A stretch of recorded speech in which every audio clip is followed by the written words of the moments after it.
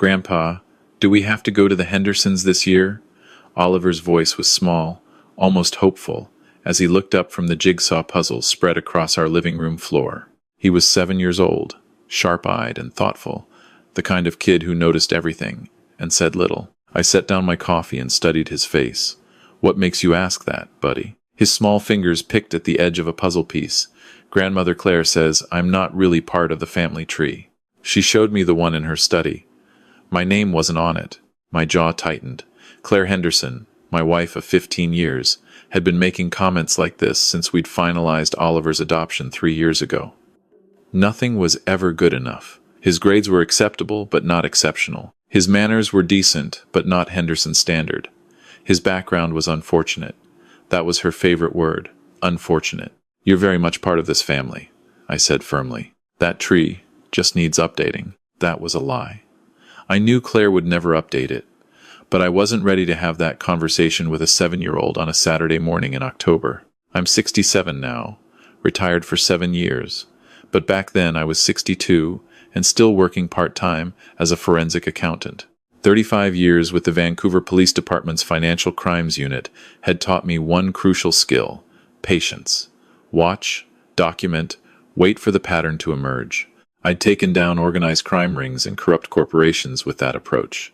I just never thought I'd need to use it on my own wife's family. Claire came into the room, elegant as always in a cashmere sweater set, her silver hair perfectly styled. Thomas, we need to leave by noon. Mother wants everyone there by 1 for the photos. She glanced at Oliver. And Oliver, wear the navy sweater I laid out, not one of those graphic t-shirts.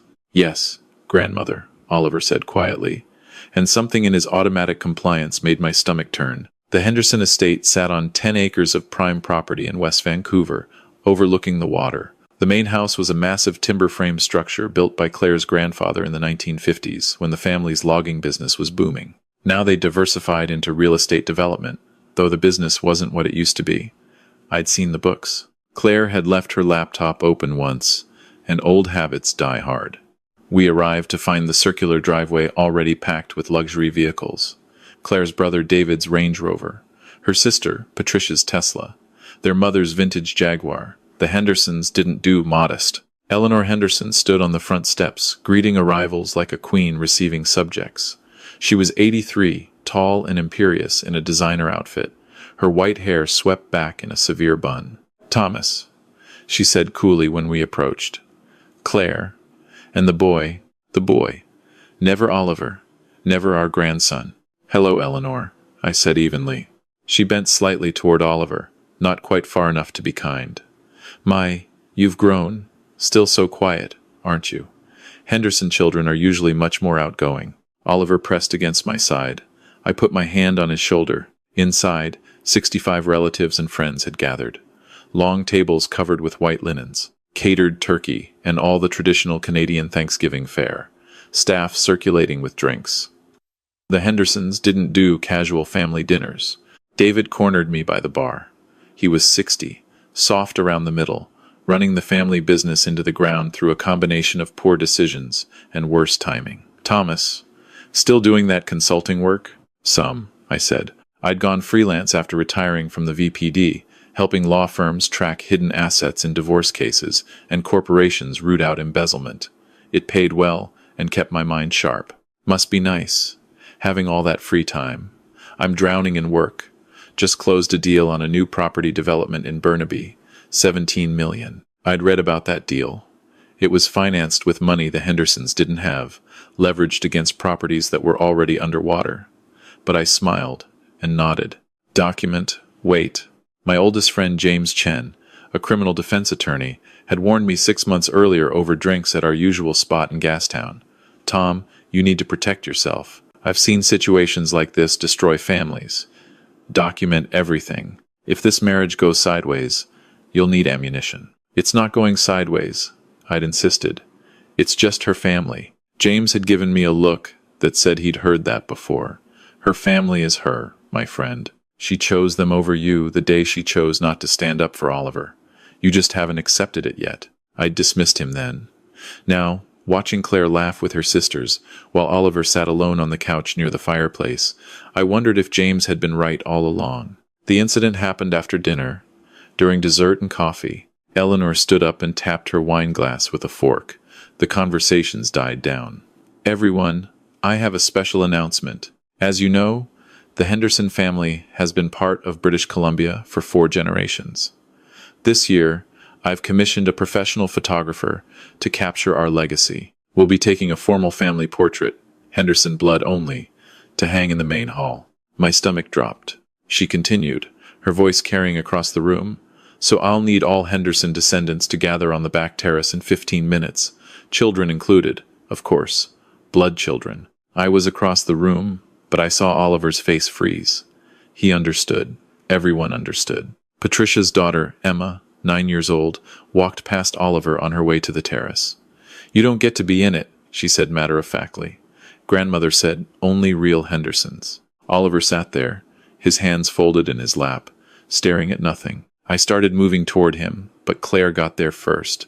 Not to comfort him, not to tell her mother this was cruel, but to crouch down with her phone out. She took a photo of his face. The click of the camera shutter cut through the murmur of 65 people moving toward the terrace. Oliver's eyes, wide and hurt and confused, stared at her. "Oh, sweetie, don't look so sad," Claire said, her voice loud enough for nearby relatives to hear. "It's just a photo. You can help Grandpa with the coats or something." She stood up, showed the photo to Patricia. Both of them smiled. "Look at that face," Patricia said. "He takes everything so seriously." "Overly sensitive," Claire agreed. "Must be the trauma from before. Before we adopted him. Before we became his parents. Before he had a chance at a normal life." Something inside me changed. Not the explosive, dramatic kind of change. The quiet kind. The molecular kind. The kind that means you'll never be the same person you were 60 seconds ago. I walked across that expensive hardwood floor to where my adopted son sat, and I knelt in front of him. I looked into his dark eyes, not the Henderson blue, and I saw what this moment would do to him if I let it stand. "Oliver," I said quietly, "just for him, it's time." He blinked, not understanding. I stood up and pulled out my phone. My hands didn't shake as I scrolled to a contact I'd hoped I'd never have to use. Sarah Martinez, my former colleague from the VPD, now with the RCMP's Financial Crimes Division. The guests were filing onto the terrace. Eleanor was directing the photographer. David was adjusting his tie. Claire was touching up her lipstick. Sarah answered on the first ring. "Tom? It's been 2 years. I need you to open an investigation," I said, my voice calm and cold. "Henderson Real Estate Holdings. Tax evasion, money laundering through offshore accounts, fraudulent property valuations. I'm sending you everything I have in the next hour. Start with the Burnaby development, then I'll give you the rest."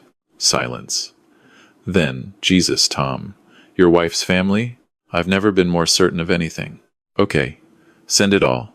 We'll move fast." The call lasted 75 seconds. When I lowered the phone, Eleanor was staring at me from the terrace doorway. David had stopped mid-step. Claire was walking toward me, confusion morphing into anger. "Thomas, what are you doing? Who are you calling?" I picked up Oliver, his small body trembling against my chest. I met my wife's eyes. "Getting our son away from people who treat him like he's disposable," I said. "You can come with us, or you can stay for your precious photo. Your choice." She looked at Oliver, then at her mother, then back at me. She stayed. I carried Oliver through that crowd of 65 relatives, and not one person tried to stop me. They were still moving into position for the photo, arranging themselves by height and importance, completely unaware that the call I'd just made would unravel every carefully hidden crime the Henderson family had committed over 2 decades. The fallout would last 5 years. But that night, as I sat in Oliver's room, holding him while he finally cried, I only cared about one thing. I had chosen my son, and I would make them all understand what it meant to call a child disposable. The documentation I'd been quietly collecting for 18 months filled 2 encrypted external drives and 6 cloud storage folders. Every suspicious conversation I'd overheard at family dinners. Every financial document Claire had carelessly left open on our shared computer. Every text message where Eleanor had made cruel comments about Oliver that Claire had screenshot and sent to her siblings. Every social media post where the Henderson grandchildren were celebrated and Oliver's achievements were ignored. I worked through the night while Oliver slept fitfully, organizing files into a comprehensive narrative that Sarah's team could follow. Property records showing fraudulent valuations, bank transfers to offshore accounts in the Cayman Islands, tax returns that didn't match actual income, development permits obtained through bribery. By 4 a.m., I'd uploaded everything to a secure server and sent Sarah the access codes. My phone buzzed at 7 a.m., Sarah calling. "Tom, this is bigger than you said. The tax evasion alone could bring criminal charges. The money laundering goes back 15 years. Make sure the CRA sees everything," I said. "The Canada Revenue Agency. Your wife is going to know this came from you." "I know. This is scorched earth, Sarah. I understand that. Once we move on this, there's no going back." I looked at Oliver's closed bedroom door. Completely. Claire came home at 9, smelling like her mother's perfume and expensive wine. She found me in the kitchen, already showered and dressed. "We need to talk," she said, her voice sharp. "Yes, we do." She sat across from me at our kitchen table. "You humiliated me yesterday, walking out like that, making a scene in front of everyone. Your mother excluded our son from a family photo because he's adopted," I said evenly. "You took a picture of his face and mocked him with your sister. And you want to talk about humiliation? It was just a photo, Thomas. You're blowing this completely out of proportion, like you always do. Where did you sleep last night?" She blinked. "I stayed at Mother's. I needed space. You left Oliver the night after he was publicly humiliated by your family. He's fine. Children are resilient." I leaned forward. "He cried for 4 hours. Do you even care?" "Of course I care. He's my son too." "Then act like it." She stood abruptly. "I'm done with this. I'm done with you always attacking my family. Maybe Mother had a point. Maybe this adoption was a mistake. Maybe you're right," I said quietly. Her eyes widened. She'd expected me to fight, to apologize, to back down like I had dozens of times before. "I've filed for divorce," I continued. "James is handling it. You'll be served papers by this afternoon. I'm seeking full custody of Oliver based on documented evidence of emotional neglect and abuse from you and your family." The color drained from her face. "You can't be serious."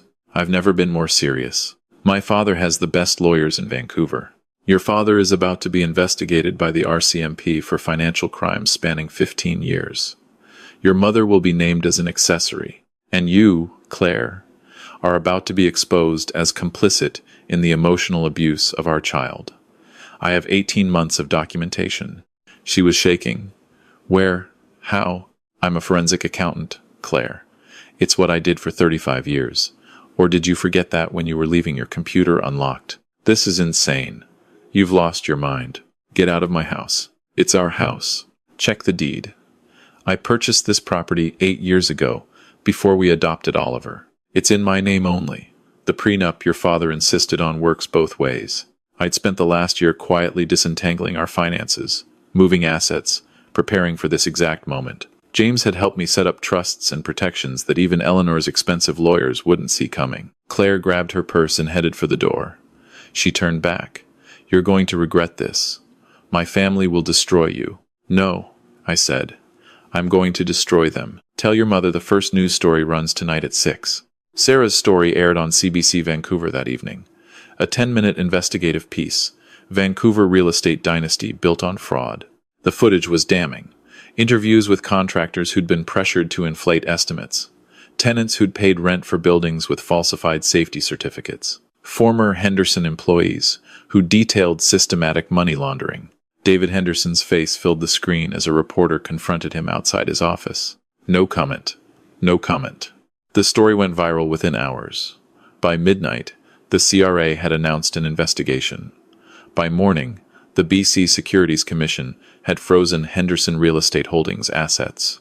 I watched it all from my living room, Oliver asleep upstairs, unaware that his grandfather had just detonated a bomb under his entire maternal family. James came by around 10 with a bottle of whiskey. "You really did it.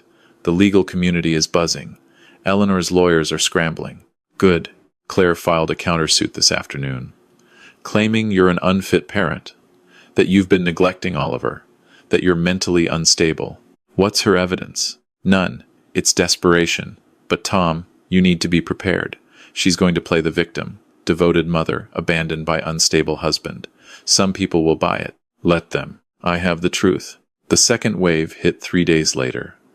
A detailed expose on the Henderson family's charitable foundation, supposedly supporting Indigenous youth education. In reality, it was a tax shelter funneling money to family members disguised as administrative salaries. Sarah's team had traced every transaction. The foundation paid Eleanor $200,000 annually as director. Patricia collected $150,000 for program coordination that involved attending 4 meetings per year. David's wife received $100,000 as community liaison. The Indigenous communities that were supposed to benefit? They'd received less than 15% of donated funds. The backlash was immediate and fierce. Indigenous leaders held press conferences condemning the Hendersons. The charitable status was revoked. Eleanor's name was removed from the Vancouver Art Gallery donor wall. But I wasn't done. The third wave exposed David's involvement in a kickback scheme with city officials. His $17 million development had been approved after suspicious campaign donations to 3 city councilors. The permits should never have been issued. He resigned from the company within 48 hours. Patricia, who'd always been so smug about the family name, was revealed to have used foundation funds for personal expenses. Designer clothes, luxury vacations, a kitchen renovation, all claimed as business expenses. Her husband filed for divorce within the week. The custody battle began in earnest 3 weeks after I filed. Claire showed up to the first hearing in a conservative dress, her hair pulled back, playing the concerned mother. Her lawyers painted me as vindictive, unstable, using our son as a weapon. Then James presented our evidence.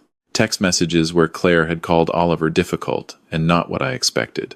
Photos she'd shared in the family group chat mocking his social anxiety. A voice recording I'd made of her telling Eleanor that she'd only agreed to the adoption to make me happy, that she sometimes regretted it. The judge's expression hardened with each piece of evidence.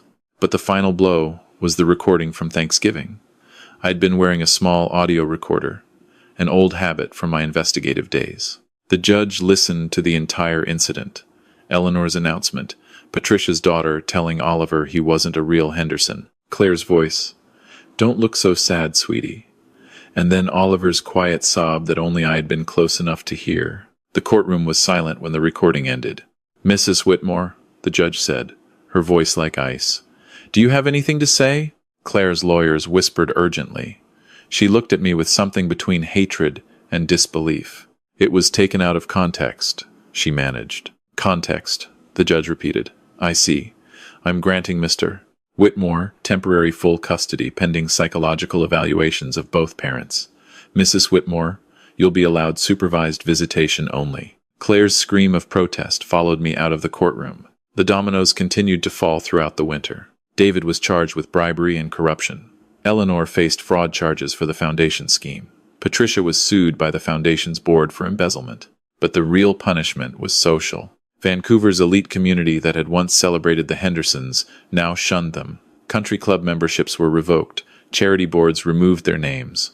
Friends stopped returning calls. The Henderson real estate holdings collapsed under the weight of investigations and frozen assets. The Burnaby development was seized. Properties were sold to pay fines and legal fees. Oliver started to heal. We found a child psychologist, Dr. Jennifer Park, who specialized in adoption trauma and family estrangement. "He's resilient," she told me, after 3 months of sessions. "But he'll carry this. Make sure he knows you chose him. That's what matters." That's all I ever wanted him to know. Claire's supervised visits were tense, awkward. She'd bring expensive gifts, trying to buy what she'd lost. But Oliver barely looked at her. "Why didn't you help me?" he asked her during one visit, his voice small and devastating. "When grandmother said I wasn't family, why didn't you say something?" Claire had no answer. The psychological evaluations came back in March. Dr. Robert Chang, the court-appointed psychologist, spent 4 weeks interviewing us, observing our interactions with Oliver, reviewing everything. His report was damning for Claire. Mrs. Whitmore displays a pattern of prioritizing familial loyalty over her child's emotional well-being. She demonstrates limited insight into the damage caused by her actions and those of her extended family. Her parenting decisions appear heavily influenced by her mother, showing a lack of independent judgment necessary for healthy child rearing. For me, Mr. Whitmore demonstrates strong protective instincts and appropriate parental boundaries. He has prioritized his son's safety and well-being, even at significant personal cost. He shows clear understanding of the trauma his son experienced and has taken active steps to facilitate healing. The final custody hearing was in April. The Henderson family showed up. Eleanor out on bail, David facing trial, Patricia socially destroyed. They thought their lawyers could still turn the tide. They were wrong. Judge Catherine Morrison read through everything. Then she looked at Claire with something close to pity. Mrs. Whitmore, I'm granting Mr. Whitmore full legal and physical custody of Oliver Whitmore. You will be allowed supervised visitation for 6 months, then unsupervised pending successful completion of parenting classes and family therapy. She paused. Additionally, I'm issuing a restraining order preventing Eleanor Henderson from any contact with the minor child. Eleanor lurched to her feet. You can't do that. He's my grandson. Mrs. Henderson, I can and I have. Your actions constituted emotional abuse. You will have no contact with this child until you complete court-mandated therapy and receive written approval. If you violate this order, you'll face contempt charges. Eleanor's face twisted with rage, but David pulled her back into her seat. The divorce was finalized in June. Claire got a minimal settlement. I kept the house, the savings, the life I'd built. David took a plea deal. 4 years in federal prison. Eleanor was sentenced to 2 years house arrest and 5 years probation. Patricia moved to Toronto, trying to escape the name. Claire moved back into what was left of the Henderson estate, a 38-year-old woman living with her disgraced mother. But my revenge went deeper than legal and financial destruction. I'd exposed them to something their money couldn't protect them from. The truth. Sarah's reporting won a Canadian Screen Award. The story became a case study in journalism schools. The Henderson name became synonymous with fraud and cruelty. But I had one final card to play. The anonymous blog appeared online in September, 2 years after the incident. Someone had created a comprehensive archive of the Henderson family's crimes. Court documents, interview transcripts, financial records. But the homepage featured only one thing. The photo Claire had taken at Thanksgiving. Oliver's face, hurt and confused, standing alone while 65 relatives prepared for their blood family portrait. Below it, a single caption. This is what the Henderson family called just a photo. The blog went viral, shared thousands of times. Local news covered it. The photo became a symbol of adoption, trauma, of family cruelty, of the moment someone finally said enough. Claire called me, hysterical. How could you? That's our son. You said you wanted to protect him and you put his face all over the internet. I didn't create the blog, I said calmly, though I'd given all the materials to Sarah, who'd given them to a digital journalism colleague, who'd given them to an anonymous source. But I'm not sorry it exists. The world deserves to know what you and your family are. You're a monster. No, Claire. I'm a father. There's a difference. Oliver is 12 now. He plays hockey, gets excellent grades, and has 3 close friends who come over most weekends. He still sees his mother, though their relationship remains strained. Will she ever understand? He asked me last month. Maybe, I said.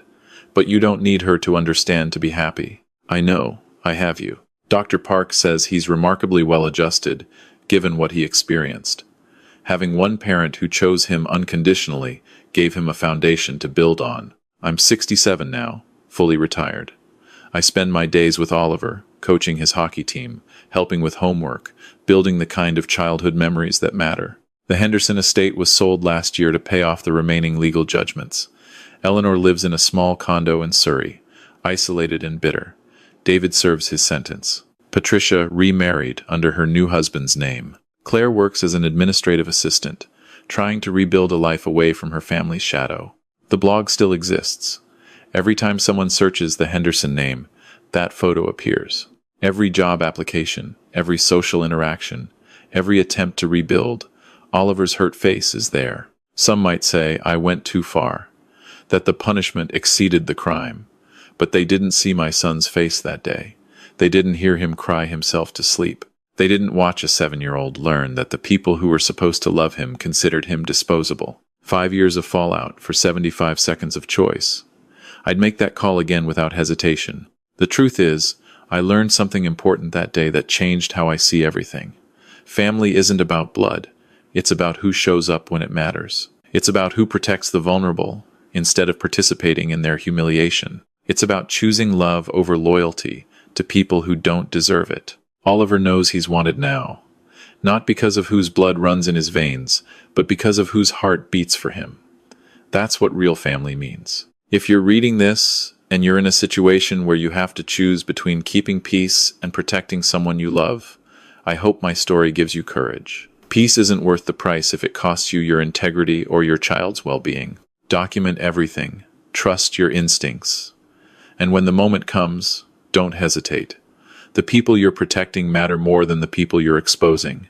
Oliver is thriving now, and every time he looks at me and smiles, every time he says, "I love you, Dad," I know I made the right choice. That's all that matters.